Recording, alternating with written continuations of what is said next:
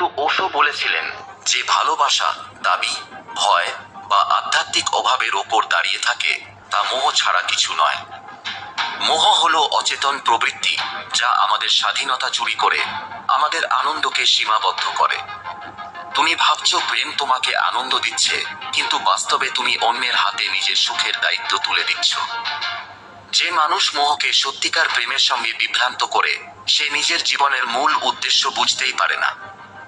মহাকাশের কোনো শক্তি তোমাকে প্রেমে বাধ্য করতে পারে না, কিন্তু তোমার নিজস্ব চেতনা যখন প্রকাশ পায়, তখনই তুমি বুঝতে পারো প্রেম মানে হলো মুক্তি, মোহ মানে হলো দাসত্ব। এই মুহূর্তে তুমি যে সম্পর্কগুলোতে বাধা পড়েছ, তার মধ্যেই লুকিয়ে আছে মোহ। ওশো আমাদের শেখান, সত্যিকারের প্রেম জন্মায় সেই চেতনার মধ্য দিয়ে, যেখানে কোনো প্রত্যাশা নেই, কোনো ভয় নেই এবং কোনো দখল নেই। মোহ মানে আঁকড়ে ধরা, তুমি কাউকে আঁকড়ে ধরছো